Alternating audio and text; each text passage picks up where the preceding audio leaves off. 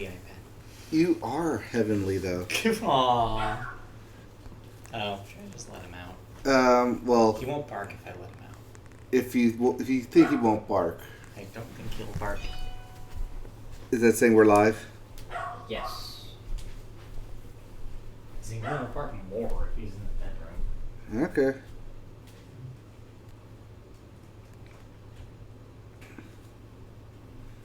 Well, while we're setting up to go live here, Yes. let's recap what's been going on this past week. Okay. Good recap. I was like, what has been going on this week? You tell me. Just like in general? Yeah, general week. General week. I don't know, because it's October now. It's I don't know if you October. noticed, but it's October now. It's October, I noticed, because it's cold in the mornings now. I know, I right? don't like it. I have to wear a jacket and then hang it up and then not wear it in the afternoon. Are 'cause we it's just too talking hot. about jackets? Yeah. Like, it's weird. Like, I don't understand it. I don't like this cold business. The cold doesn't like you either. Yeah, good. But luckily, the cold doesn't bother me anyways. Oh, good. That's good. I hear you good growling. You better not bark. No, he's not going to growl. Because he knows what happens when he growls. I think He once gets a he whoop, figures out that they're And he gets a beep, beep. And he puts his hands through his fro because he's on 24s and we're ready to go. No. No? No, not anymore. Not anymore? All right.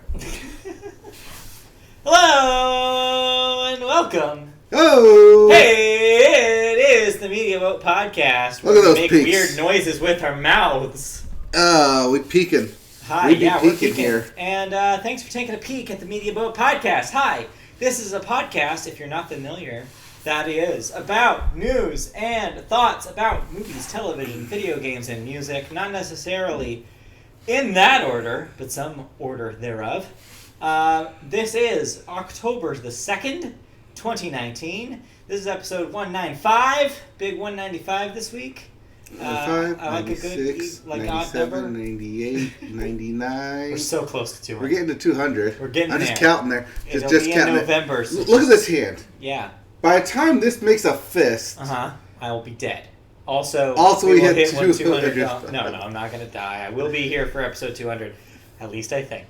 I'm pretty confident. Confident I'll still be around. yeah, you've been low on carbs. You've been watching that Atkins diet. That's not true. I've been eating whatever the hell I want. Oh, that's right. That's me I'm talking That's about. who you're talking about. Hi, and who are we talking about? My name is Matt, and his name is Mike. I'm Mike. He's Matt. This is the Media Boat Podcast. We're talking about It's true. movies, TV, music, and video games. All of those things and more. So let's get rolling right into Oh, it. and thoughts. Yeah. We have a We have lot some of thoughts thoughts. for you. We've been thinking about some things we've enjoyed. Well, TV's been and back. or not enjoyed. I don't TV's know, been back, so actually. we have to wrap up new TV that's Yes. been released. We continue our coverage of the new TV season. But before that, we get to that, we have to talk about movies first because we always start with movies. And we always start the movie segment with the weekend box office number. all right. So we had one new release last week. Yes. Abdominal. Yes. Your Yeti movie, Abominable from DreamWorks. And turns out people wanted something new because Abominable is your number one movie this week. All right. Prepare to see ads. Sing #1 movie in the U.S. Yeah, except debuted really low. It's only a $20 million number one this week. So there you go. Yeah, but #1 is #1, I guess. But I see most of the reporting referring to this as a holding pattern because obviously audiences are waiting. Audiences, I don't know what that means, are waiting until next week because that's when Joker, Joaquin Phoenix, Batman adjacent villain story finally hits. Joker origin story, Laughing Cow. Yes. Laughing Cow, LC, Laughing Cow's in it. Yep. Comes to theaters finally. So yeah, most people are waiting for that. Will you be seeing Joker next week? I will be seeing Joker next week Okay. at some point. We'll talk about that next week, but for now, Probably not at the release. yeah, No, probably not. probably not. No. But Before we get to Joker next week, though, there's 4 other movies on this top 5. What else is in the top 5? Dropping down to number 2 after being in the one spot last week, Downton Abbey, the movie, with another $14 million, adding to its $58 million domestic total. Yeah, that's pretty good. Not bad for Downton Abbey. Yep. Number 3, Hustlers. Still making that bank with $11 million, adding to 80. They're still hustling. Still hustling. It Chapter 2 at number 4 with $10 million. You have this incorrect. Okay. I think you're missing a 0 there. It must be. Yeah, so probably $100 million. Oh, no, it's well over $100 million. So, yeah, definitely not 10. It's in the 200s, I think. And lastly, rounding out your top 5, Ad Astra. Ad Astra. With another $10 million adding to its $35 million total. Oof. Right there. Low. In the Brad Pitts. Right there in the pits. The Brad Pitts. And like I said, the only new release next week is Joker. Yeah, So everything else got out of the way. decided not to play. You'll have to wait till the 11th, the following weekend, to see more movies. So, But hey, it's Joker. the Joker. It's directed by Todd Phillips. Oh yes, boy, and that he Todd been showing Phillips. his full ass this week. Just all of it, just bearing it for everyone to see. Yeah, that guy's a tool. Sounds like. Yes, Todd Phillips directed. Yeah. Director of The Hangover, showing us the Joker, starring Walking Phoenix. Yeah, literal walking phoenix. Yes. Just not even using their wings. Just rolling. Walking Phoenix from Gladiator, And which they're making Gladiator walk 2. the line. No, that was Reese Witherspoon, Huh. and also Reese Witherspoon. Yes, both. Yes, Anyway. in a very rare dual role for her. Yes. Depending on whether there was a spoon in the scene or not. All right. That's it for our dumb jokes, and that's it for the box office, which means we get to go to, well, actually, I guess I should ask, did you see any movies this week? I did not. Me neither. I was going to. It didn't happen. Same, and then I had stuff get in the way. I think ultimately it was a choice where we just said, is this really what we want to spend our money on? And we ultimately decided, no, not before payday. Yeah, So we did it not do was. that. Do I really want to go see Abominable, or Yeah. is there a movie that it's been out in theaters that I want to see? No. No. One of us will eventually see Hustlers this year, I swear. Really? I think it'll happen. Okay, one of us probably One of will. us. Because I feel like we will be remiss if we do not. But we'll see. If we did not see Jennifer Lopez shake Yes. that ass. I mean, hey. There are perks to it, for sure. Yes. Alright. Let's move into movie news then. 'cause All right. We got a couple stories here. Yep. Our first story is, of course, the big headline that you were expecting from us, a follow-up from a previous story where we're pretty sure this wasn't going to happen. But here we are. Marvel made news this week because Spider-Man, somehow, against all odds, is back in the MCU. Yep. So, yeah, Sony and Disney agreed. Finally. Kevin Feige, going to be producing a third film for Spider-Man with Sony, where Tom Holland will be reprising the title role. The new deal sees Disney and Marvel putting up 25% financing and receiving roughly 25% of the profits, while also retaining the merchandising rights to Spider-Man. In addition to finishing the Homecoming trilogy, Spider-Man will appear in one future Marvel Studio film. The recently announced title, Spider-Man Welcome Home. I'm going to put a little quotes around that. So far. So far, it's TBA. titled Might Welcome change. Home, but good chance it will change. Scheduled for release July 16th, 2021. Which means it will be a part of the MCU Phase 3, Phase 5? What are we at, 4? Phase 4. It's 4. But yeah, to kind of rewind the clock a little bit and go back to our conversation last time, when I said that this was a tactic that Disney was using to be like get the fans on their side and basically force Sony's hand, you said a resounding no, that was not the case, and you had this huge, big theory about why it wasn't going to be the case and why nothing was going to happen ever, that they were just at this forever stalemate. Well, who's right now? Technically, I'm still right. Because they didn't this get was, what they wanted, ultimately. They didn't get 50%, which right. is what they originally wanted. Right, but like I said, that's the negotiating tactic, Right. is you say how much you want, and then they come back with a counteroffer, and then you take said counteroffer. Yeah. But, Sony just upped and left the table. So it's like, oh, well, okay, so much for negotiating. Yeah. But because, Sony Disney likes money. Well, no. Also. No, because, well, one, Sony likes money, but two, because Disney thought that, well, if we're not going to get Spider-Man, hey, maybe Kevin Feige might want to make a Star Wars trilogy. Yeah. And then Star's like, whoa, wait. I thought you said we couldn't do that. It's like, we never said that. You said that. Yeah. Like, oh, well, can he make Spider-Man, please? Come back.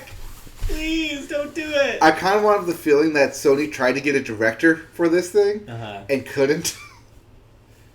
Maybe. Yeah. Maybe. Even though not Mark Webb. No, Mark Webb. Is it Mark Webb? I'm pretty sure that guy's name is Mark Webb. Yeah, I know. Directed the Amazing Spider-Man. Well, yes. I don't think he wants to come back. Summer. Yes, I don't think Mark Webb wants to come back. No. Mark Webb is probably done with Spider-Man. Can't imagine. Yeah. But yeah. So yeah, that is what it is. I mean, people I'm sure are excited about this. Yes. I'm just so tired. This will just be a blip of, that's right, Spider-Man wasn't in the MCU for a month. For a month. Nobody. That's the thing, is to the outside perspective, aka to most people looking back at these movies in 5 years, no one will know that happened. Right. It'll literally be a footnote in the documentary of Marvel. In a book about 20 years of the MCU, whatever they call it, a better title than that. But yeah, there'll be some sort of tell-all book where they do oral history with all these people, and it'll just be a chapter. It's hey, when we almost lost Spider-Man, and then when we didn't. It was because essentially it was a month that he wasn't, and then all of a sudden he was, so it's literally a blip in terms of the MCU timeline. So yeah, I don't know. We don't need to dwell on it because, people got what they wanted. Yep. Are you happy, internet trolls? Okay, let's move on. Yep, so we'll get Spider-Man, wrap up the trilogy, and then one additional film in the MCU. That will involve Spider-Man. That will involve Spider-Man. That does not necessarily mean an Avengers film. It could be literally anything. It could be a buddy movie with him and frickin', I don't know, who's left? I tried to think of the early internet rumor. The internet rumor is it's him and Captain Marvel. Okay. There's the internet rumor. That's an interesting theory. I don't see that working at all. No. Because Captain Marvel will just fly circles around him. Also, Captain Marvel is involved in the galactic cosmic part. Spider-Man can't breathe in space. Yeah. It's a big problem. Yeah, it's kind of a thing. So, no.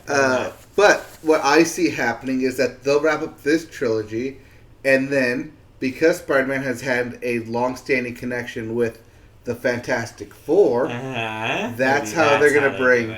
And then that's how they're going to shoehorn, or basically slingshot, web swing from there we go. one part of the MCU where it was Iron Man centric to having Spider-Man be that connecting link to the next part of the MCU, which would be the Fantastic Four and their cavalcade of adventures. Cool. All right, well, we'll have to wait and see what happens. In the meantime, other studios are making deals. Oh, all right. What are the other studios? We talk about other studios here? There are other studios beyond Disney. I know it's hard to believe sometimes in this year of 2019. But yes, Universal still exists, and Universal is making moves on one of cinema's current favorites right now in the horror scene. Jordan Peele. Hey, he made 2 good films. He did. Universal has signed Jordan Peele, of course, Us and Get Out fame. And other things. Well, yes, but he has written and directed 2 hit movies. Yeah. So, Universal has decided to sign him.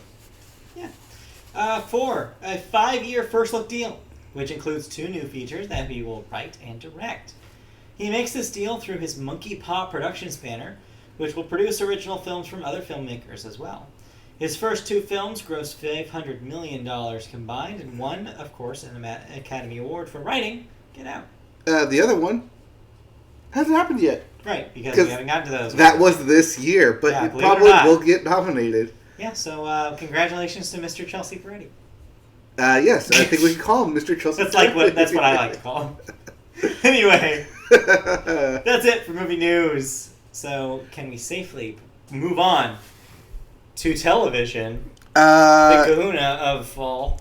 I believe so. Any other movie Not stuff? that I know of. Birds of Prey trailer is out now because the Joker trailer or Joker movie is out this week.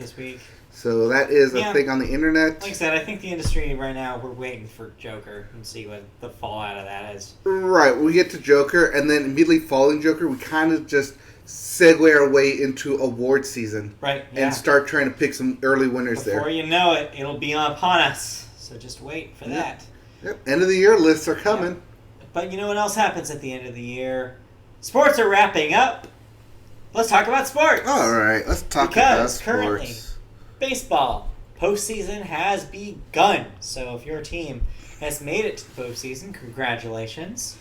One such team, the New York Mets, had a new record broke. The New York Mets are not in the postseason. Oh, the way you wrote this makes it sound like it. Oh no, that's like a full stop. There's a comma, not a full stop. Yeah, sorry. That's your fault. That's my fault. Yeah, but meanwhile, okay, fine. A team that did not make it to the postseason still broke a record.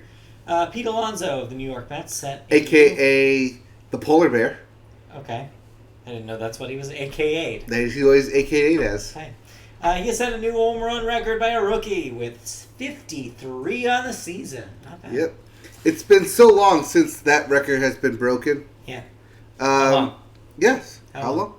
2 years. 2 whole years. Wow. Yes. Back in 2017, the rookie home run record was broken by Media Boat favorite Creative Player. Oh, Aaron Judge. Aaron Judge. Mr. Creative Player. Yes. Before that record stood for 30 years. But yeah, if that name sounds familiar, by the way, Pete Alonso, it's because we mentioned that he won the Home Run Derby earlier this year. Yes. With an asterisk, as you would say.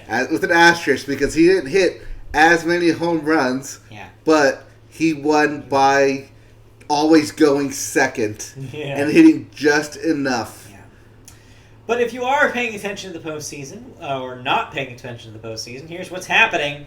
The Nationals beat the Brewers in the National League wild card game, and the A's and Rays are playing as we speak for the American League wild card title. Currently, the Rays are up 4-1 against the A's. 5-1 now. So that's right. They hit a home run. 5-1.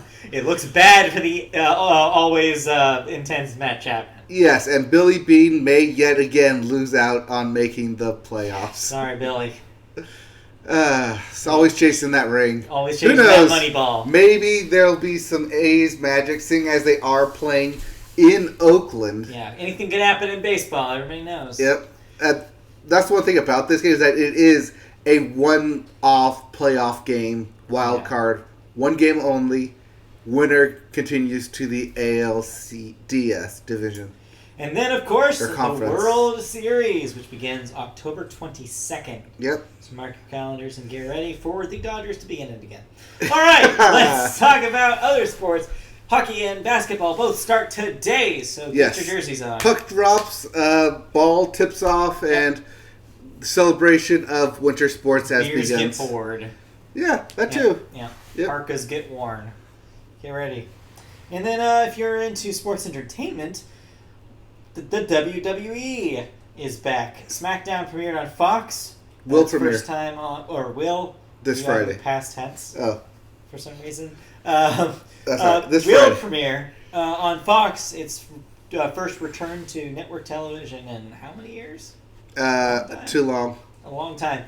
And The Rock will make a return on the program. So look forward to that. Yep, that is fans. Fox this Friday. Yes. Fox proper cable on, this Friday because they didn't want to pay for other TV or sports, apparently. So, yeah. But yeah. That's it for sports, unless you have anything sports-like to mention. Fantasy sports. That doesn't count. Fantasy football. Ain't real. Well, kind of. Still happening. Tangentially. In football, set your lineups early because there is a London game this week. So, we get 12 hours of football. Kickoff is at 6 a.m. Gross. Pacific time. No, thank you. if you want to be up for that, I that is the Bears versus. Always Matt Chapman making some moves. He's always intense. That is the Bears versus the Raiders in London. Set your lineups accordingly. Yep. But yeah. Set your lineups. Set your lineups. All right. Let's move out of sports then and into television news proper. Oh, quickly in NFL, 3 teams remain undefeated. Okay. But one of them will definitely probably go down. Definitely, this week. probably. You heard it here. Yep. My almost guarantee of the week. Okay, there you go. Don't bet on it. I guarantee it. You guarantee Men's Warehouse it. All right, let's talk about television news. Although our first story in television news is still about sports somehow. So this is a follow-up. Follow-up. Guess what? Remember when we talked about that law in California that was going to let the NCAA or let college athletes get paid? Yeah, that was like 2 weeks ago when it was in the House Assembly. So it was signed into law this week on Monday by the governor of California. It is, as we mentioned, it allows college athletes to make money off their likeness. Players can receive endorsement deals despite the NCAA calling the move unconstitutional. If the new law survives possible legal challenges, it would allow college athletes to sign endorsement deals, but it could also open up smaller opportunities that were previously prohibited, such as paid youth coaching positions or signing autographs for money. The bill will go into effect on January 1st. Get this, 2023. Yeah. Big weight on this. Well, see, they do that weight, so that way those athletes who are in college right now, and freshmen, aren't taking advantage of that deal. Yeah. And so by the time they graduate in 4 years, then it'll affect the incoming class of freshmen when they become seniors, and that's why it's worked out that way. Got it. So it'll be a little bit until this properly kicks in. Right, but it also gives time for the NCAA and anyone else to challenge said ruling. Yeah, which I'm sure they will. I'm sure there will be lawsuits upon lawsuits for a whole another year of us reporting on the story. Ain't going away. Maybe. But this is good news. These athletes put their bodies on the line for 4 years. They should be properly paid, especially when a lot of these athletes, even though they're student athletes and you think student comes first, the athlete part is a full-time job for them, seeing as they literally work their class schedules around their athletic schedules. And when you put the athletic schedule first, they don't become student athletes anymore. Right. They become athletic students. I've seen an athletic student before. They were like carrying like 6 books and like trying to run to the next class. Feat of athleticism. See, they were trained for the steeplechase. Yeah. Yep. All right, let's move into our next story, which has nothing to do with sports.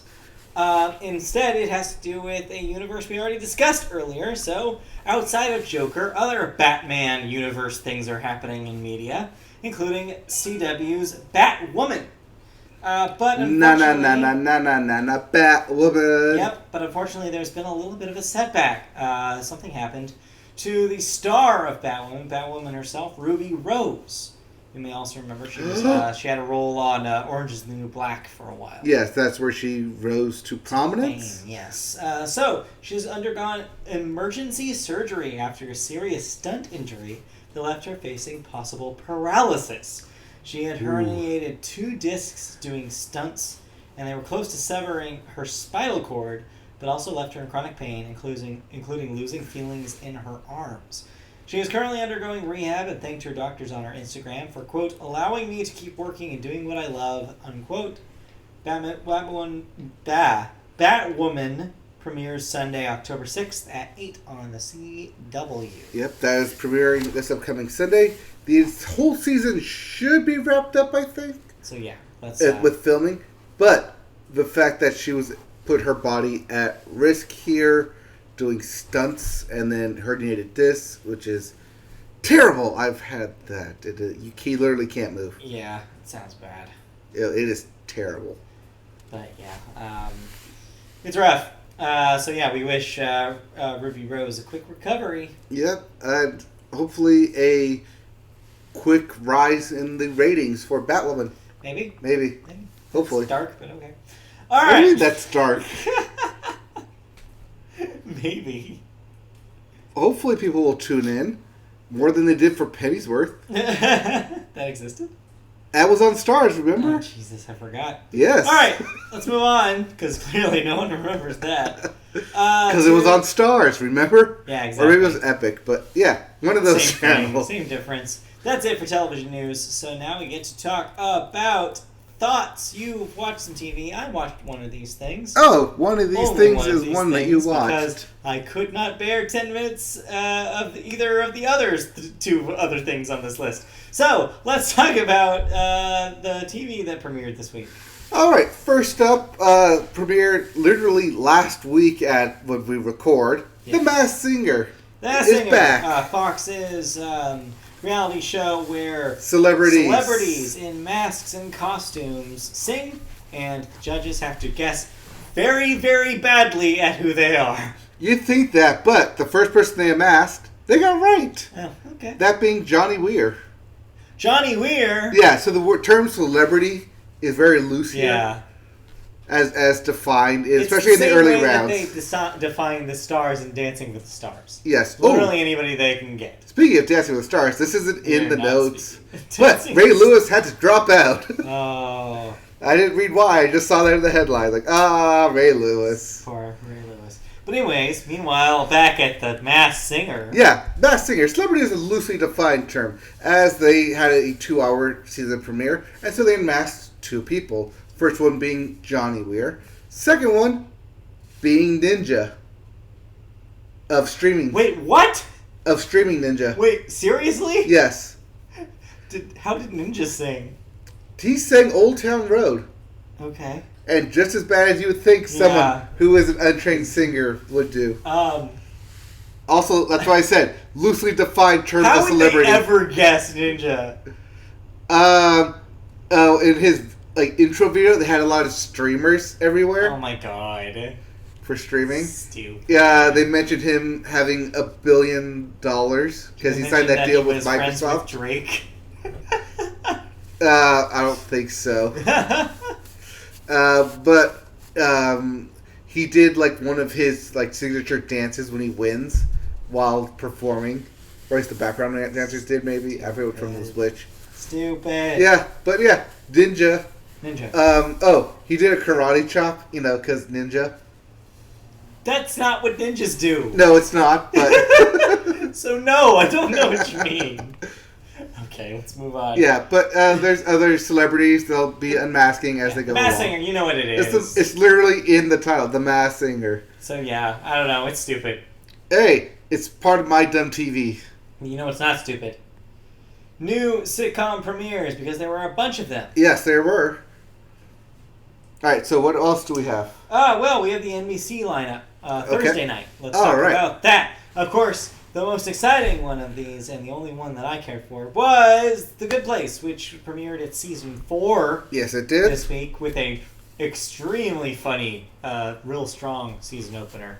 Really great jokes in this one, and it's taking it in an interesting direction. I'm interested to see without giving any spoilers away. It's hard to talk about this without giving spoilers, right. but the writing of this thing is really good. Still It's good. always good. Still great. As we noted before, this is the final season for The Good Place. So wherever they're leading it will be towards the end, an end of some sort. Right, because unlike with, say, Parks and Rec, which I'm sure was a part of, where it was, maybe this is the end, maybe not. No, he told NBC, this is the end. I don't want to probably to avoid that problem. Yes, I'm sure. To write themselves into a corner. Right. But yeah, this is clearly on its way to however they plan on ending this. But I'm already excited because it'll be great. Oh yeah, no, it'll be good. Like I said, it's the final season. They literally know what they're doing. But Jamil, what's her name? Camille, I forget. Camila her actual actress name. Yeah, I don't remember. It's like Jamila, something. Jamil. But her, Yeah. she said on her Instagram that the biggest surprise is still yet to come. Ooh. In terms of a celebrity guest. Oh, okay. Yes. We'll see. So it means they got Blake Bortles. There was a really good Blake Bortles joke Yes. in this one. There always is. There always is. Anyway, there were worse shows, though. Yes, there were. All right, let's talk. I want to hear your thoughts. So, the lead-in to The Good Place was the show called Perfect Harmony. I watched the last 10 minutes of this thing. Oh, Holy crap!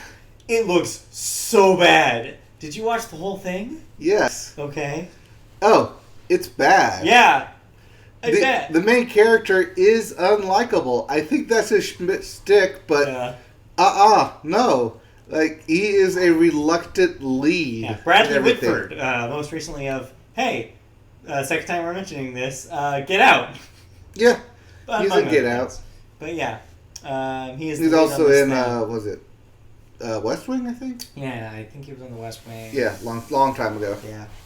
But yeah, Bradley Whitford is a returns to his hometown after his wife died, and it's like in a drunken fit, is like drinking outside a church while the church choir is singing their practice. So he decides to storm in and say they're doing it wrong, and then unwittingly becomes their director. Yeah. Because they need a director to perform in the competition coming up. Do they? Clearly they do, because they're all off key and off pitch. Yeah. And so they give a really quick backstory that he used to be this like musical genius of sorts. Sure. And so they kind of egg him into, please be our director. And then it's Glee, but with adults. Yeah. Except bad. Except there's even a joke about Glee. Yeah. At the end there. Oh, no. That was just at the end. That was a running joke. Oh, Jesus. That was the third time that joke was there, because rule of threes. Yeah, it looks real bad. No, it was bad. I was like, this got, like, picked up. This went to air. Executives thought this was good. Like, this is like the antithesis of, well, maybe not Bob Hart's Abishola, which is a by-the-numbers producer thing. Yeah. But this felt like a by-the-numbers producer thing made. So, that leads into, then after The Good Place, the Cal Penn show, Stumptown. Nope. Sunnyside? Sunnyside. Sorry, they have very similar names. Yes, they both begin with S's. Sunnyside. So that one I watched the first 5 minutes of. Could not make it past 5 minutes. Mm-hmm. The trailer made it look interesting, and the concept seemed strong, and I wanted to like Cal Penn because he's a likable dude. But man, everything that happens in the first 5 minutes of that show was just so predictable and boring. I was like, I've seen this show before. Why is this happening? So I stopped. This is another by the numbers show, listed by the pilot, where they take your main character, they gotta kick him down in order to build him up and make him likable. And yes, if that sounds familiar, it's because I literally just described that for Perfect Harmony. Yeah. The exact same kind of plot. Structure. It's, yes, the pilot itself is not good, but there are some good concepts in there. One of the characters is like, has every job imaginable. So, like, they go to different places, like, oh, well, she's working here. Oh, well, she's working here. Well, now she's working here. It's a kind of funny gag. Like, she's with the group, like, well, gotta get back to work now. It's a funny gag, but yeah, it can get tiring. I like what they have in a premise here, because it does remind me a lot of like a Community vibe. It's a bit of a Community vibe. Yeah. Bit of a Community vibe, bit of a Parks and Rec vibe. Yeah. But it's like they purposely skewed it for the demographic to get like one of everything, and it's purposely skewed there. And I don't know if that's gonna help it or harm it. That sounds like show by committee. Or it's just like they're just like, let's toss everything that's hot right now into the premise. Not quite show by committee, but it is definitely has its issues, at least in the beginning, because that cast is still trying to find how each other works well with each other. Yeah. And a lot of these characters cannot be the continuous one-note joke constantly. I can see them not being the one-note joke, but they have to get there. Yeah. And that may be the problem of Sunnyside, is that because they have quite a journey to get there for us to understand each character,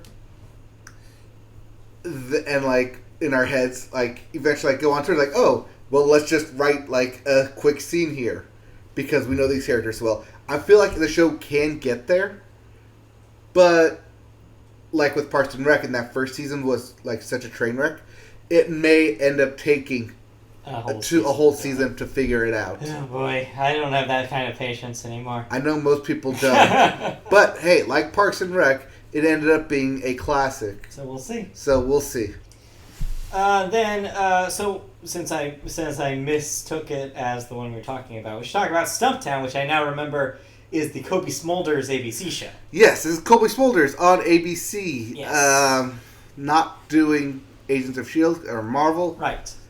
No, this is her lead show. She is a Iraq, Afghanistan Marine returned home who now needs a job, and so she works for the pseudo police. What's the pseudo police? People who have problems that can't be solved by the justice system. Okay. So she goes and solves their problems for them. Okay. Kind of like a Ray Donovan, but for the common person, not celebrities. Yeah, got it. Is that what Ray Donovan is about? Yeah, Ray Donovan is about a fixer. Okay. It's about a celebrity fixer. Good to know. That's what Ray Donovan is. I literally had no idea. It's like, oh god, what, 9 years Ray Donovan has been on the air. Didn't know what it was about. Yeah. So, Cobie Smulders is basically Ray Donovan in Seattle for the common people. Got it. It's a bit of a fun show. It has okay. It's got some good quips, some good banter there. Yeah. I like Cobie Smulders. I like Cobie Smulders here acting in it. She did a great job picking this role. This role works for her and around her. Yeah. And because they make her the center of it, she shines in this thing. And finally, like, because I think that she's somebody who like deserves a nice like lead role like this. Seeing as like her being in a lead role could have gone in any which way direction, especially come off of How I Met Your Mother and being being in Marvel and literally being a cameo in the movies too. Yeah, that's what I'm saying. Like she could have like had like super dramatic, super comedic. It's very huge range for a lot of things to go wrong. Yeah, but she picked something that is fine-tuned to her that she can help control this. I believe she's an executive producer on this as well. That would make sense. But this definitely works for her character, for her acting chops, and I like this. I may not watch it all, but I like what they're doing with this.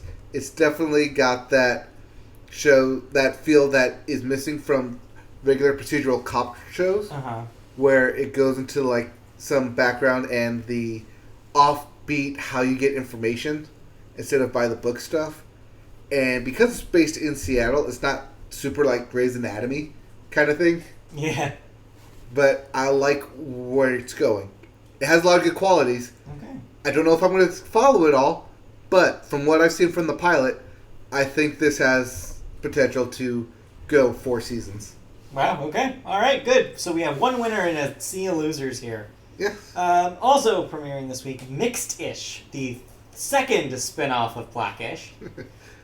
So what is this? This is, like you said, a spin-off of Blackish. This takes place in 1985 and focuses on Anthony Anderson's wife, Bo, full name Rainbow, as she was a little girl growing up in 1985 who grew up in a commune, and then the commune was raided by cops, and then they were forced to forcefully assimilate into life in 1985.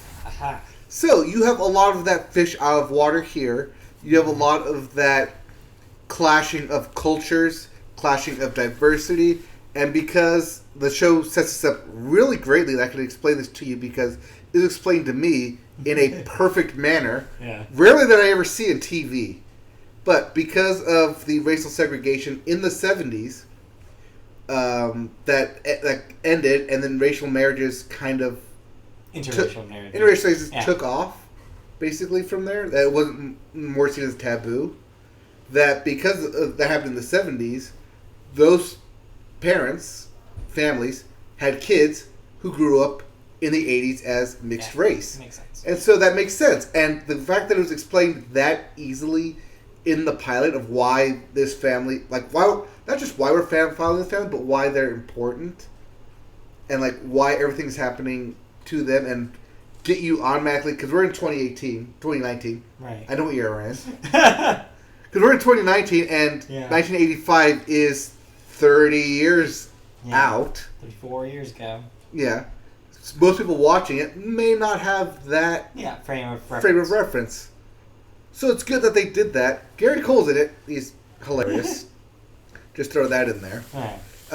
But, because he's playing like the same guy from Office Space, but he's also like the dad. So it's hilarious. But yeah, no, it's definitely a really good like clash of cultures in Mixed-ish, where the dad stays at home, the mom goes to work. On top of that, you have the black and white mixed family. You have the kids who are trying to find not only their way in the world, coming out of a commune which was isolated, but into the real world where they have like politics and everything. Yeah. So it's definitely a clash of cultures there, and then you have clash of cultures in the school that they're going to as well, as they're trying to find their friends where they belong in high school, middle school. Who could say? I think it's middle school, like elementary school, because like they all go to the same school. Yeah. So I think it was like those middle school, high school things. Right. But yeah, it's definitely good. Okay. I could see, but it's also like a spin-off of Blackish, and I can see it having the success that Blackish had because I can see a lot of that same writers in this. I can see a lot of that same tone, a lot of that same feel, a lot of those same beats that Blackish had success with. That Mixed-ish is going to have success with. Okay, cool. That's good news. Okay, another winner. Yep. Then another show returning, not new, Always Sunny in Philadelphia had a season premiere. Yes, I tried to watch this. Tried. I couldn't. We're going to skip this for now, but so it's season behind. premiere. Yes. Okay. But I did watch a different show that I don't have on here. All right. That would be Carol's Second Act. Oh, I heard a radio ad for this. What is Carol's Second Act? This is a comedy on CBS, multi-cam comedy on CBS. It's about a woman named Carol who becomes a nurse. In her later in life. She was a former teacher who got divorced and decided to go back to school and get her medical degree. Okay.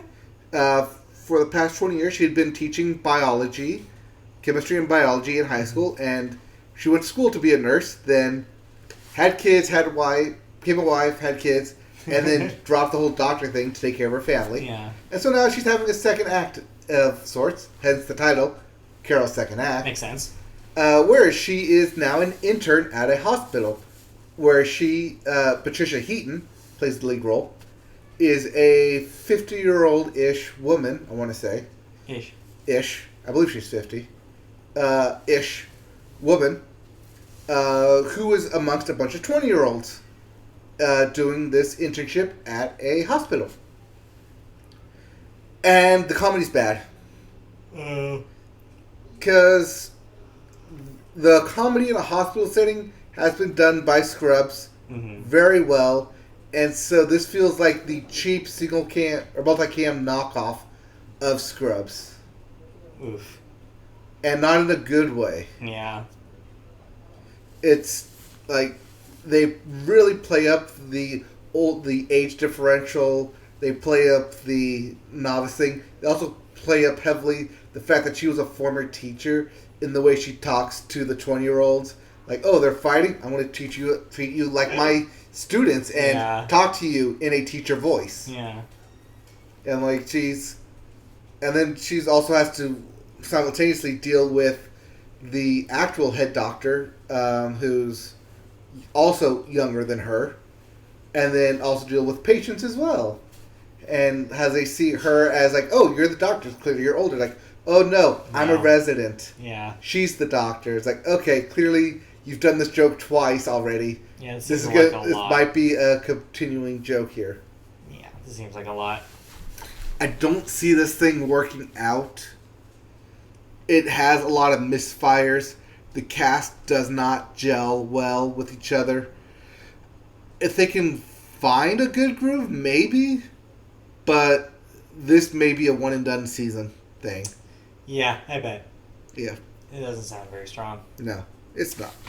Well, so much for that then. Yep. But that was your TV round. No, we have other TV to talk about. I didn't write this down. Okay. SNL premiered this week. Right, yeah. Did you watch it? No, I didn't. Okay. Of course I didn't. Are you still on SNL hiatus? Yeah. Until like something changes over there, I'm not interested. Okay, well nothing changed because the sketches were still bad. Yeah, same thing. They went with 3 political sketches and just everything else did not hit. Yeah. Weekend Update was sour for me. Yeah. Billie Eilish danced on the ceiling. She did, I heard. But the whole thing just felt off. Like, surely, out of everyone working in the industry, they could get good writers to create good sketches. How are the 2 newbies? Barely there. No, what's his name? Yang? Bowen Yang. Bowen Yang. He's there constantly, but that's because they need him to play the Asian character. Right. Now they have a reason to write him in, yeah. Right, because like in the opening not the opening monologue, in the cold open, they had him playing Kim Jong-un. Wow, okay. Yep. Good way to start. Yep, they're like, hey, we're going to go there now. We have an Asian guy. I mean, really, it's not really like he's that new because he was one of the writers. So it's right. Like, maybe they've just been waiting for him to be a player so that they could write him characters. Right. Maybe. But yeah. Okay. But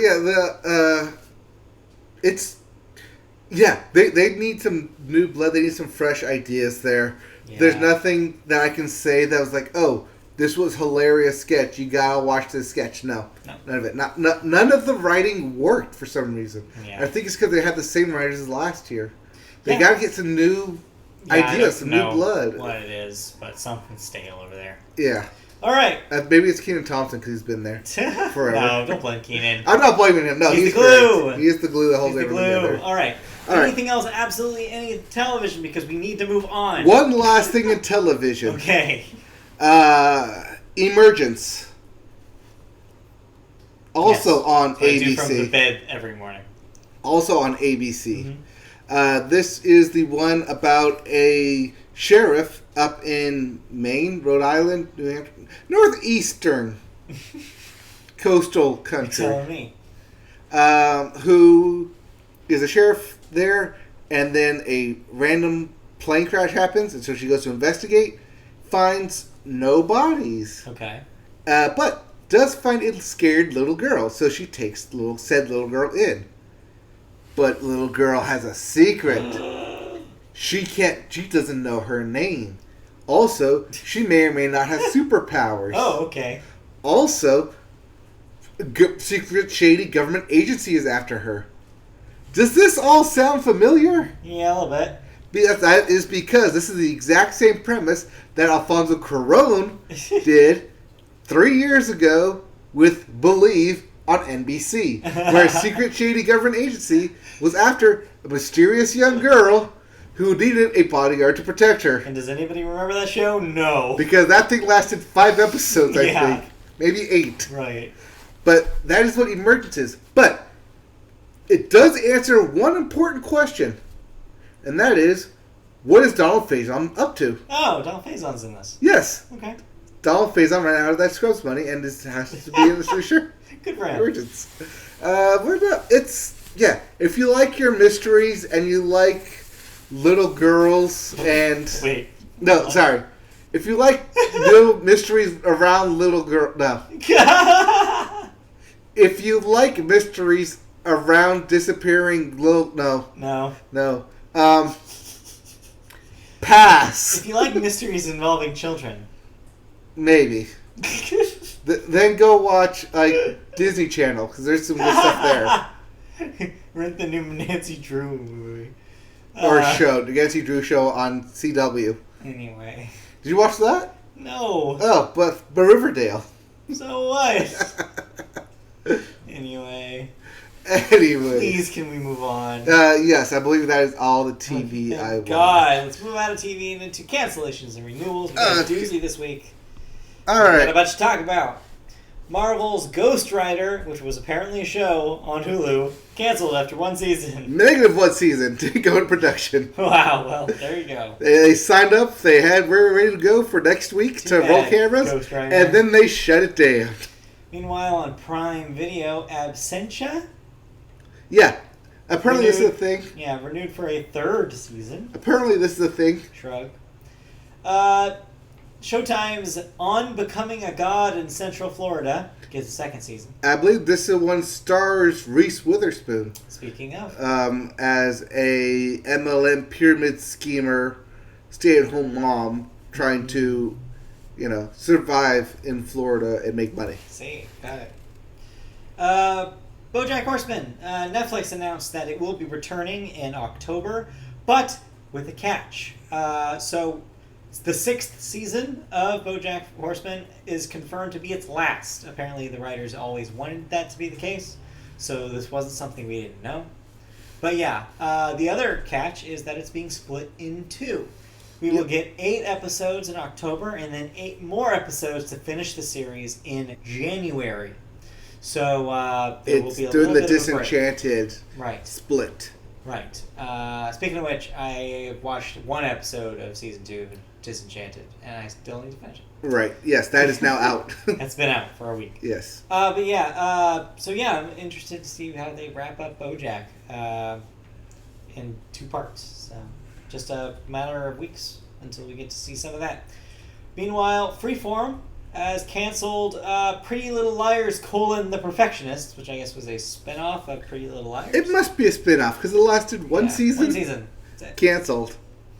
Netflix has confirmed that season 4 of Stranger Things is on the way. I believe the teaser came out today. Yes, no one knew this was happening until the teaser came out yesterday or something. But yeah. But we all knew this was happening, though. Well, we assumed it was going to be a trilogy and they were going to end it, but the Duffer brothers, or whoever they are, decided to sign on for season 4. Yeah, which means they have to sign contracts on for everybody. Or scrap the whole thing and start with a new cast.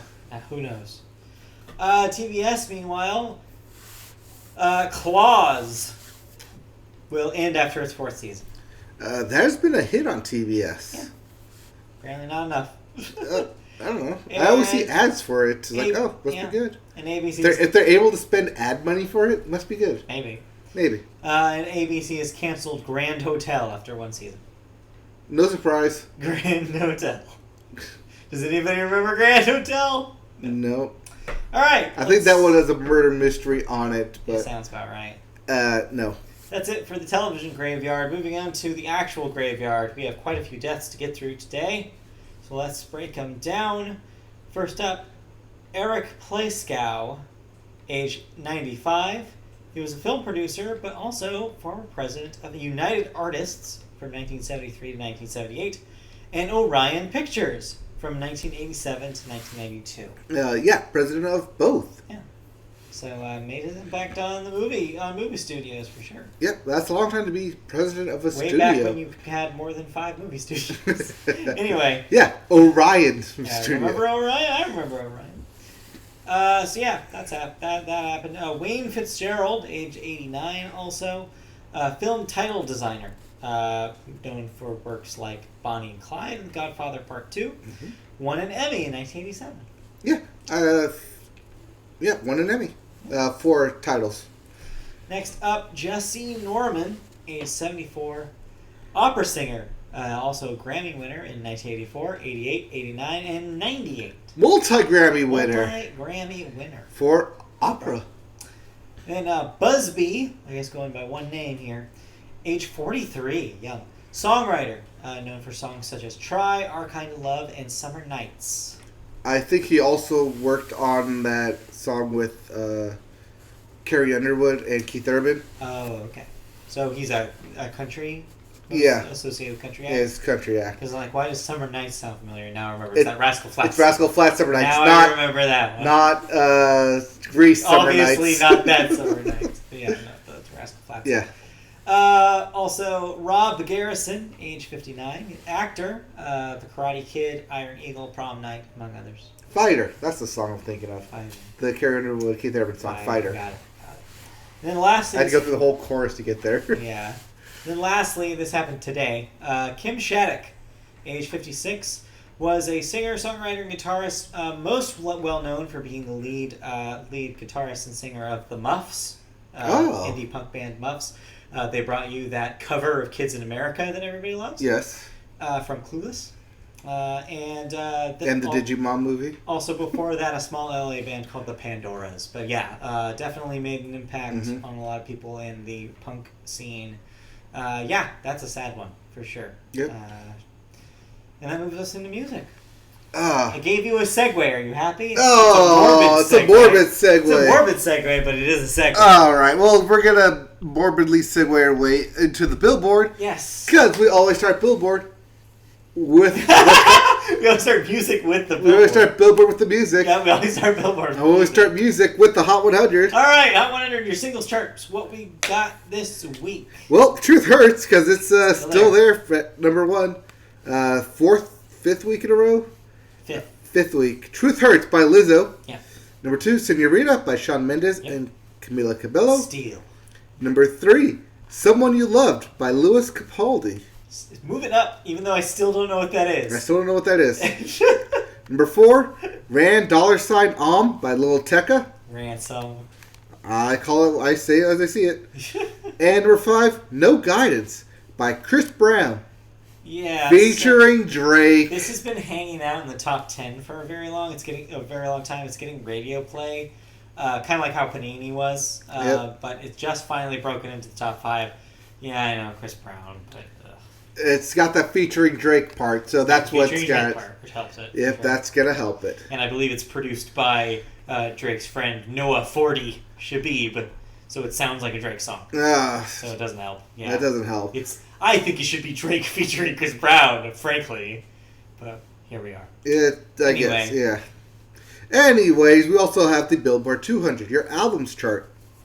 At number 1, we have Hollywood's Bleeding by Post Malone. Still number 1. This is the longest number 1 we've had in a long time. I don't remember the last time we had an album stay for 3 weeks. Yeah, it's always the new guy coming in and bumping it off. Number 2, The Owl by Zac Brown Band. Yeah, that's what you talked about last week. Number 3, 9 by Blink-182. Which we also talked about last week. Number 4, Lover by Taylor Swift. Which I'm still playing almost every other day. And number 5, So Much Fun by Young Thug. Which I've never heard. So, I have listened to 4 out of the top 5. I can actually say I've listened to 2 out of the top 5. Should I listen to that 5th song album shouldn't. And just say I swept the board? I think you're good. I think you're good with that, Young Thug. Well, if I'm not listening to Young Thug, okay. I'm going to listen to some new releases. What are the new releases? What am I listening to this week? I don't know what you're listening to, but here are the new releases. Light week this week. Yes, we have All Mirrors by Angel Olsen. That's what I'm listening to this week. Not to be confused by Angel's Pulse by Orange Blood. By Blood Orange. Wow, you reversed Blood Orange's name. I know, it's an Orange Blood. Blood Orange. We also have... you know what I'm saying? Yeah, Upside down question mark? I had to copy and paste this one because it's written backwards with a question mark. It's not written backwards. It's just all written together. Yeah. You know what I'm saying? Upside down question mark by Danny Brown. Deceiver by Dive. Yeah. Old LP by That Dog. Ode to Joy by Wilco. Not to be confused by the other Ode to Joy. Not the classical piece. Or the other 500 albums that have been named Ode to Joy. We also have A Pill for Loneliness by City and Color. Yeah, both. Both of them. Yeah. Those are your new releases. Yeah, been around for a little bit. Also, maybe or maybe not be a new release. Kanye West. So, yeah, we have not been talking about this because whatever, Kanye. But, Jesus is King, supposedly Kanye West's next record, was originally said by Kim Kardashian to be out last Friday. It did not come out Friday. She then said, oh, well, it'll come out Sunday because he's doing a thing in New York City that night. Well, he did the thing in New York City. People there said it sounded really unfinished, the record, and so it still has not been released. This is, sounds to me, this is just the last couple of Kanye records all over again. It just keeps happening to him. He has no idea how to put out a record anymore. This record was supposed to come out last year. Yeah. It's been a year and a couple days now. I don't think, though, this is related to the last thing he said he was working on, which was, remember TurboGrafx 16? Was that the last thing he was working on? Because I thought that got transformed into Yandhi. You mean Yay? Yandhi, Yay? Yandhi was the thing that he said it was supposed to come out after Yay. Okay, did Yay ever come out? Yay came out. And Yandhi never... Yay was a record. Yandhi never came out. Right. This is unrelated, I think, to both of those projects, because this is supposedly his, gospel album, because he's been doing those Sunday gospel things. Right, he did that at Coachella, where he did the Sunday show. So this is supposed to go with that? This is my loose understanding about this. What basically we're trying to tell you is that none of this makes sense, none of this is consistent, and Kanye West has zero concept of what his music is anymore. So remember when Britney Spears went crazy? It's Kanye's turn. I'm going to stop you there. Okay. Remember when Britney Spears, 2007, Britney Spears? I mean, that's unrelated. I don't know. I feel like he has complete control over the things he's doing. He's just doing them weird, is what I'm saying. Well, he has no schedule because no one's putting him on a schedule. I mean, and what's... It's just he's a perfectionist with no one to tell him to stop. It's just surrounded by a bunch of yes men? Yeah, exactly. Okay. That's how I imagine this is going. He's like, no, I need to fix this one thing. He's a fixing wolves over and over and over again.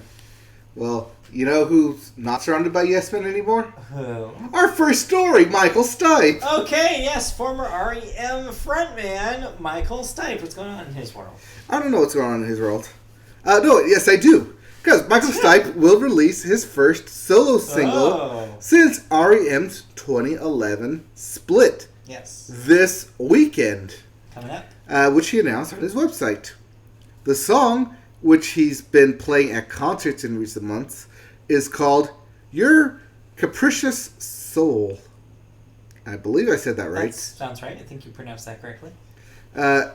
Your Capricious Soul will be released on his website, michaelstipe.com. Damn, we should have gotten that website. michaelstipe.com. Well, if he's anything, he's consistent. Yeah.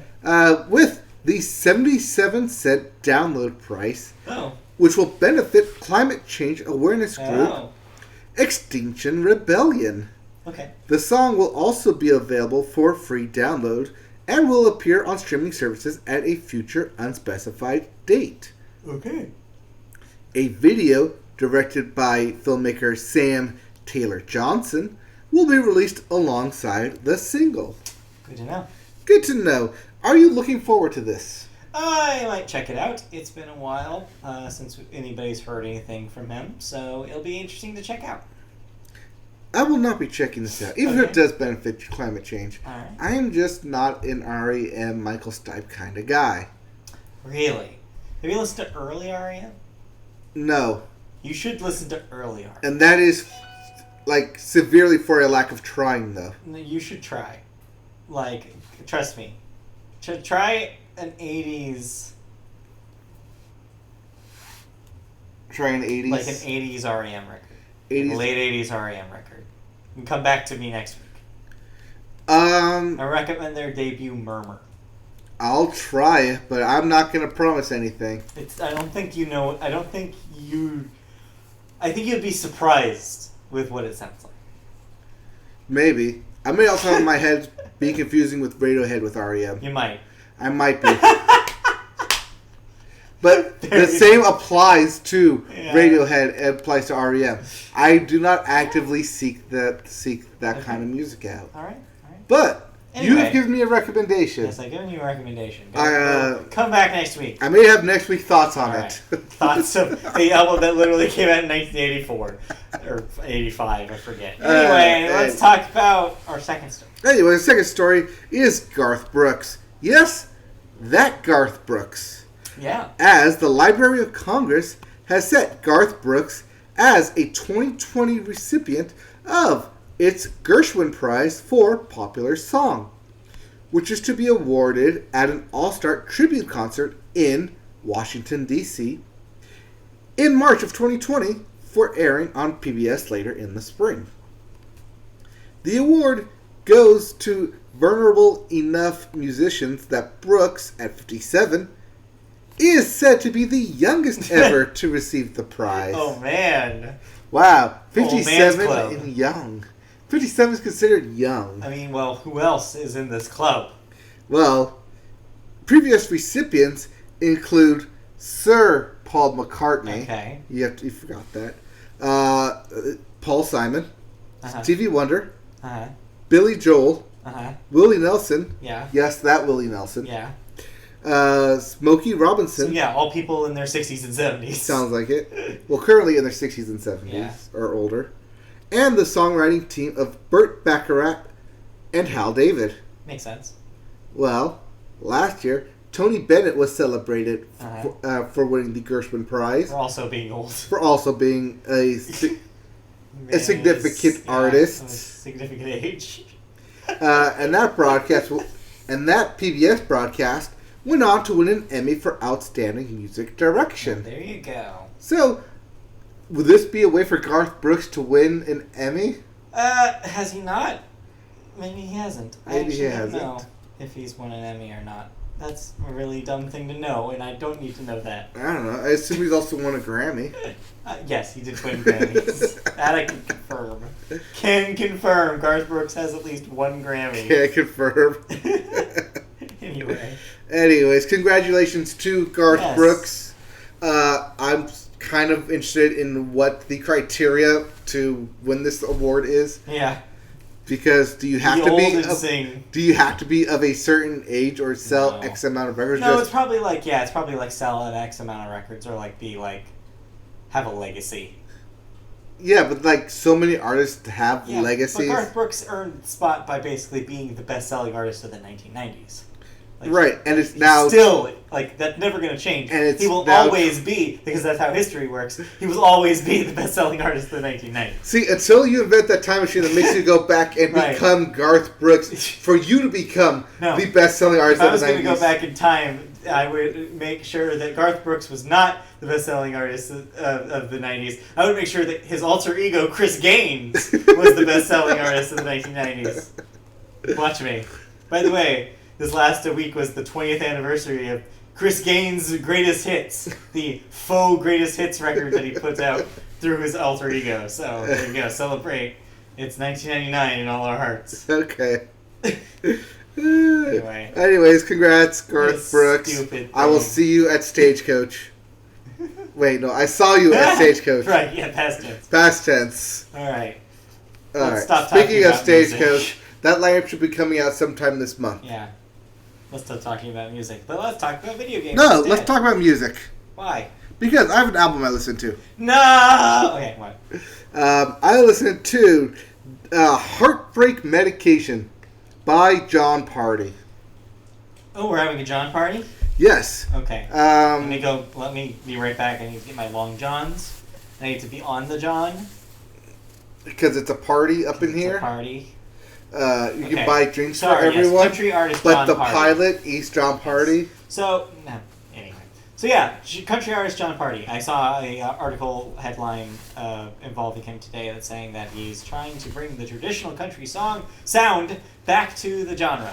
Is that the case here? Oh, that is definitely the case here. Yes. Because not only is it a traditional country sound, it is conditional. Wow. It is traditional country lyrics. Okay. By that, I How many mean... trucks are mentioned? No, not in No terms trucks? of trucks. Okay. In terms of my girlfriend left me. Okay. My girlfriend cheated on me. How much I beer is cheated drank? on my girlfriend. I'm going to buy you a drink. Yeah. You should buy me a drink. Lots of Let's drinking. buy that guy at the end of a bar a drink. Okay. I'm that guy at the end of a bar. Buy me a drink. I'm drinking here so I don't have to go home. Uh-huh. I don't want to go home, so I'm drinking here. Right. It is literally a heartache medication is a perfect title for this album because it is literally nothing but country songs that are downer songs. Country drinking songs. They're all drinking Yeah, songs. they're drinking songs. And I think one song is I'm drinking. Yeah. Like a song is on and I'm Songs drinking on, to I'm it. drinking. So it's a drinking song. Are or there something. any tears and beers? Maybe. Maybe. But yeah, I halfway through this album I was like, is this all this album is? Like, yep. Okay, clearly this is literally what the album said. I did not read the album title. I just thought, oh, John Party, new album. Let me listen to it. And then be sad for the rest of the and day. then realize what the album title is later. You've getting all the sad albums lately with this and the Lumineers. Oh, I know. And the Lana Del Rey album. Yep. Just sadness. Just So I would call it summertime sadness, but it's fall. No. Also, Summertime Sadness was like 5 years ago. Right, that too. But yeah, that sounds. But as for the actual music though, like, is he good at what he does? Oh, the actual music is actually good. Some good steel guitar up in there. Yes, you got some good steel guitar. You got some good country ass music. You got some good jams. Oh, some good country ass. It is good country ass music. It's just it's the country ass downer music. That's the only thing. But like, I can't really fault it for that because that's literally the name of the title of the album. You know what you're getting into. Is Heartache Medication. Had I known that getting into it, I was like, oh, well, yeah, okay. Like, after the fact, I was like, okay, clearly this is exactly what you're going for, so you get what you paid for, or what you're streaming on. Yeah. Like, it's exactly what you think it is with that title. It is all that heartbreak songs, like those drinking songs, those country songs, and while it's not going on any of my playlists, it definitely delivers on exactly what you expect. And if you are a country-ass cowboy going through a breakup or just feel like drinking to a drinking song, put on this album and pour yourself a tall, cold one, a half one, sure, old-fashioned. Yeah. What? I don't know. Whiskey. Yeah. I think there's 2 whiskey songs on this thing. There's got to be some whiskey. Yeah. But yeah, pour yourself a glass of whiskey and listen to this song and let John Party tell you how you're feeling. Because he's probably right. Yeah, if you're drinking a glass of whiskey, you probably are feeling down. Yeah.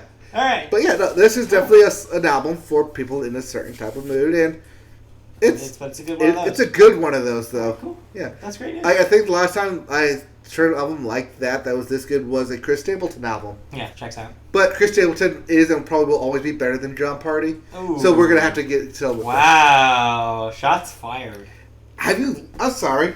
But yes, Chris Stapleton is essentially better than John Party. All right. You heard it here, folks. If you have any problems with that, or if you want to tell us your opinion, if you're hashtag Team Party or hashtag Team Stapleton, write in to mediabopodcast@gmail.com. We're doing a Twitter poll, I'm sure, on Twitter later tonight. We could. We could put that up. No one vote. We'll get the one vote. With the one country vote. Yeah, we can get the one country vote. All right, let's move on. All right, video games. Yeah, that's it for music. Unless you listen to anything. No, video games. All right, video games. All right, we always start video games with new releases. Yeah. Not a whole lot going on. Well, maybe. It's another kind of light. Actually, it's not that light of a week. It's just not a whole lot of big stuff.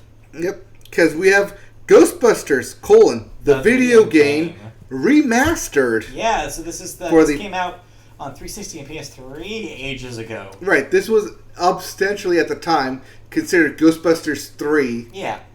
They had all the voice cast come back, including the late Harold Ramis, so presumably his voice is still in there, having been one of the last projects he worked on. Yep. And, some people liked it, some people thought it was an okay game, but, generally speaking, it was more beloved than a licensed game is usually, so thus it earned a remaster. Yep. That's coming to the PlayStation, Xbox, Switch, and PC.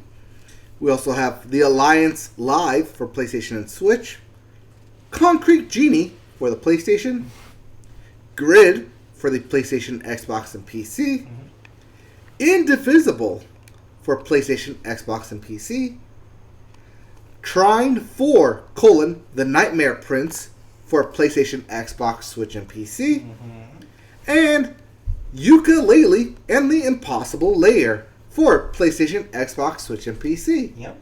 Is this a sequel, Yooka-Laylee? I believe this is a sequel to Yooka-Laylee. I didn't realize they were working on a sequel to Yooka-Laylee. Well, there you go. But the game that will be most likely top streaming this weekend, Ghost Recon, Breakpoint for the PlayStation, Xbox, Switch, and PC. Yep. People play. This is a multi-platform week. Yeah, it's also the newest Ubisoft open world game, so yeah, people will be checking that out, I'm sure. Yep. Alright, I'm not because I'm stuck Still in Borderlands. Yeah, we'll get to that later. Oh, yeah, we will. Alright, so getting into video game news, we have the PlayStation. Some shakeups happening in leadership over there. Yep, well, ahead of the presumed release of the PlayStation 5 in 2020, fingers crossed, one of PlayStation's top executives, Sean Layden, has announced that he's leaving the company.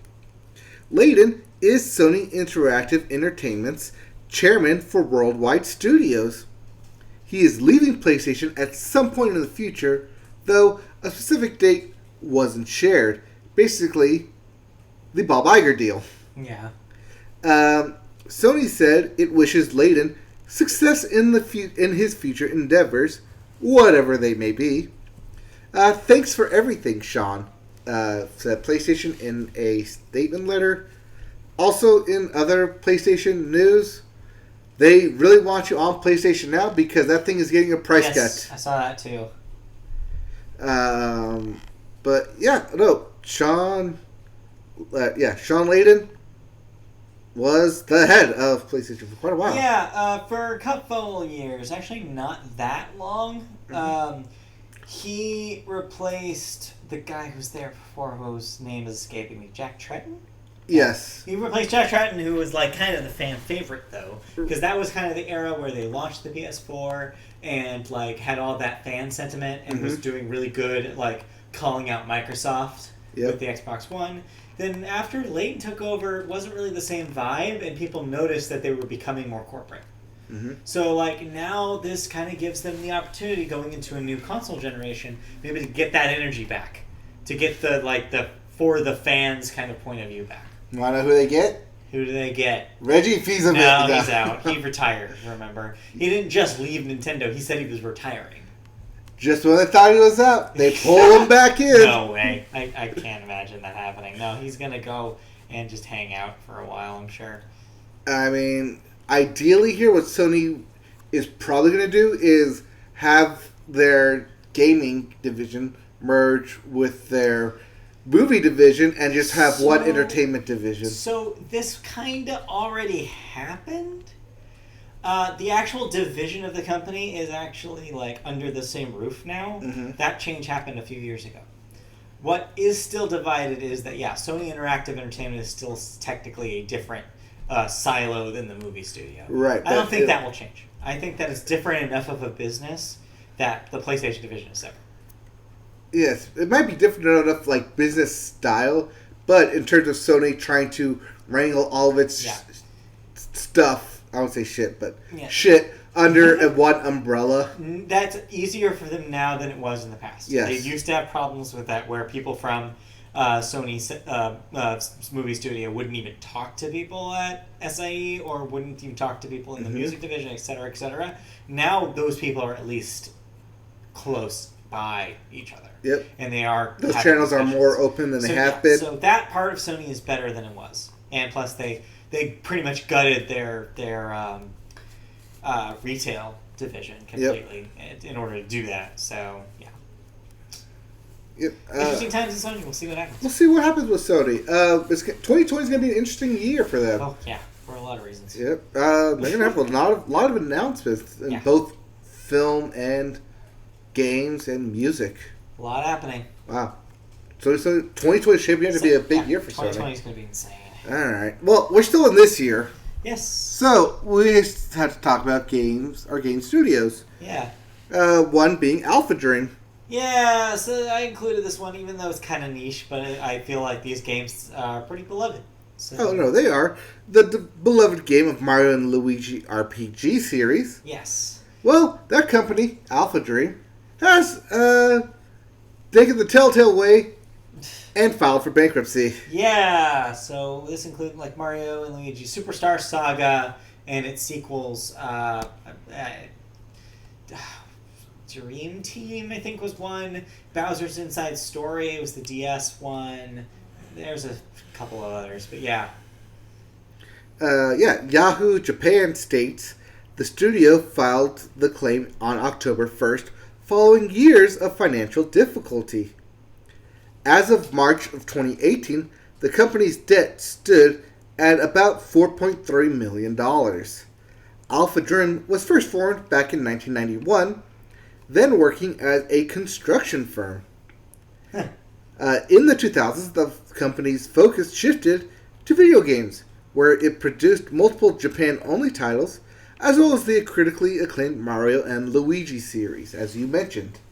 So this is a long-standing tentpole in the video game industry. Another one, closing shop. Yeah. I mean, this doesn't, of course, prohibit Nintendo from making another game in that series. They, of course, own the IP. They own the characters. The only thing that Alpha Dream really did here was the development. So if they wanted to put a different studio on a future Mario and Luigi title, they probably could. It's just a matter of whether they would want to without the original studio. Also, like you said, those were handheld games, and they kind of moved Yeah. towards the Switch, which is Yeah. both handheld and console. Unfortunate that we didn't get to see a Switch Mario and Luigi title. I feel like people would really enjoy that. Or maybe we will. Who can say? Or Nintendo will just absorb that studio and say, hey, Yeah. you work for us now. That's the shocking part about this, is that Nintendo kind of let this happen. Yeah. Like, all that debt, Nintendo could have helped them out, you would think, but, eh. Well, like I said, Nintendo could have just bought them and said, well, you were doing all this anyways. Right. And for the past 15 years, you've been good to us. You sold us a lot of games here. But also, though, I don't know how that stuff works in Japan. Right. It might not be as commonplace as it is here in the States, where it's just like, no, we're just going to absorb you. Right. And in Japan, it might be a cultural thing of pride. There's this very honor-based honor-based society, so I wouldn't be surprised if they were just like, no, we're going down with the ship. Yeah. Okay. But yeah, no, that's a downer note. Yeah. Anything else video game related? Not that I can recall. You already mentioned the PS Plus cut. PS Now is having a sale for $100. You can get PS Now for an entire year. Yeah. Not to be outdone, Microsoft has announced that for $1, you can get its Xbox Ultimate Experience, or Xbox Game Pass Ultimate, for $1 for the first month, plus Spotify Premium for 6 months for that $1. Oh, and also, it just missed my news because of the other two stories, but remember Brain Age for the DS? Apparently that's making a comeback. Coming back for a Switch release, but I saw that. So far only in Japan, as far as we know. So, Okay. But yeah, it's got the original Dr. Kawashima guy in it still, and so yeah, it's like 2005 all over again, so get excited. Alright. Anything else video game related? I mean, I've just been playing Borderlands. I'm rapidly approaching the end of that thing. I've heard some people finishing it around level 38. I'm at level 33 right now. Okay. So I am hurtling towards what I think is close to the end. I've unlocked all of the weapon and item slots. So Okay. it's just a matter of time now until I start seeing kind of the light at the end of the tunnel here. And it's still Borderlands 3. It's still, it's still enjoyable to play. The shooting is still good, but man, is it buggy. Man, does it perform badly. They supposedly patched it, but I still can't really see much of a difference. It's still really shaky on my PS4 Pro, and that's disappointing. Yeah, for a AAA game by a AAA studio, for a game that is the triple in its series. For a game that doesn't even look that much better, if we're being real, than Yeah. Borderlands 2 Remastered did. How? How? Like, where's all that performance going? Yeah, I don't understand. But I'm also not a game developer, so I don't know. I have a crazy, wild theory here that because this was essentially developed on a PS5 dev kit, or a Scarlet dev kit, No, it wasn't. that because the PS4 performance isn't able to keep up, when they do a remaster to the next gen, it'll run so smoothly that people are like, oh, this is a game we should have had all along. No, but here's... But that is my wildly unbased on anything conspiracy theory. Here's a more likely theory, is they probably did what a lot of studios are doing right now in 2019, which is using PC as the lead platform, developing for PC, and making the, having to cut corners for the console releases. Because as we get closer to the end of this generation, developers are looking towards the next generation, and in order to kind of pie in the sky aim towards those things, they're working on PC. So I wouldn't be surprised, especially with the stuff they were talking about, like with the HDR and stuff. I bet we've seen this at the end of every console generation, though. Yeah. At the end of the PS2, they were time. starting to do 1080 for the PS2. Yeah. At the end of PS3, they're starting to do 4K. Yeah. At the end of this one, starting to do 8K and high performance. Almost, actually, this time it's not really 8K. This time it's ray tracing. It's ray is tracing, the pie in the sky PC thing that only PCs can do right now. Right. So we'll see. We'll see what happens. Yep, but hey, that's the next console generation for 2020 Sony to tell me what's going on, or Microsoft to tell me what's going on. Yeah, 2020, we'll see. Yeah, but either way, that is it for us and the Media Boat Podcast. Yeah! All right, plug away! Thank you for watching the Media Boat Podcast or listening to the Media Boat Podcast. Either way, we still appreciate you. If you want to watch us or listen to us again, you can catch us live on YouTube. We are on youtube.com. Just sleech.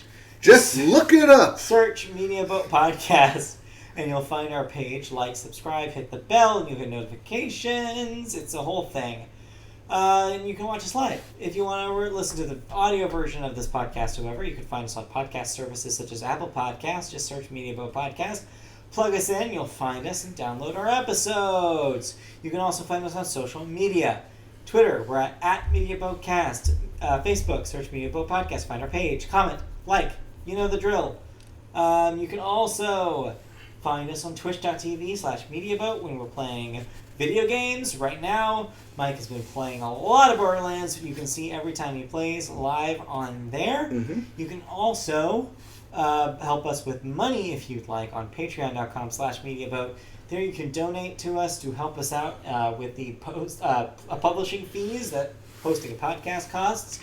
As little as $1 a month even can help us, so please consider just doing that little tiny sliver of your paycheck every month for us, and we will appreciate it greatly, and you'll become a special patron and get special things. Thank you for watching this week. If you want to email us at gmail.com, mediaboatpodcast@gmail.com.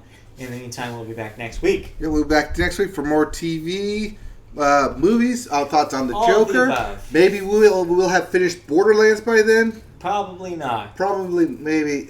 I'm trying to milk as much as I can get out of that game before Outer Worlds comes out. That's my goal. Okay. End goal is this month's launch of Outer Worlds, so we'll see. All right, we'll see. But in the meantime, listen to all of our old backed up backlog podcasts if you want to get more backed up movie podcasts. news. We just need to unleash them.